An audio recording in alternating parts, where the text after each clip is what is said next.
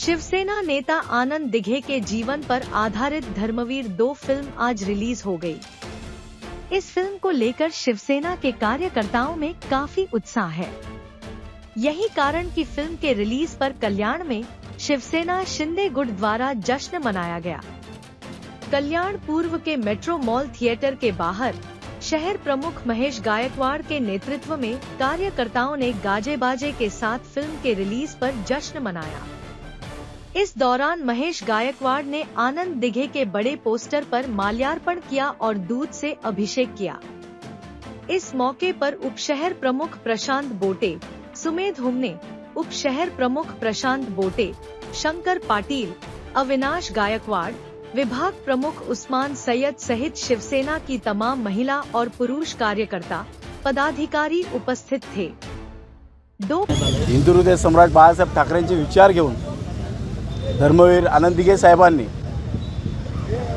महाराष्ट्रभर लोकांना न्याय द्यायचं काम केलं होतं। जे जे कोणी अडीअडचणी ते दीन दुबळे कामगार असू द्या, शेतकरी असू द्या, महिला वर्ग असू द्या, दिघे साहेबांच्या दरबारात जायचे टेमी नाके होते तेव्हा दिघे साहेब आनंद आश्रममध्ये लोकांना न्याय द्यायचं काम करायचे।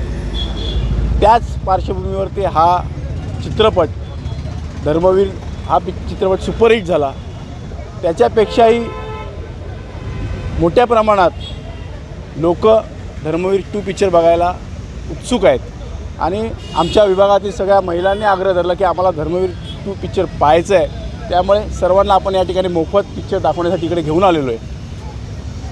माननीय मुख्यमंत्री एकनाथजी शिंदे साहेब यांनी ज्या प्रकारे कार्य केलेले आहे, धर्मवीर दिघे साहेबांच्या पावलावर पाऊल ठेवून काम केलेलं आहे। दिघे साहेबांची आठवण आजही लोकांच्या मनामध्ये ज्या वेळेस महिलांवर अत्याचार व्हायचे त्या वेळेस दिघे साहेब तुडवून काढायचे, ठेचून काढायचे।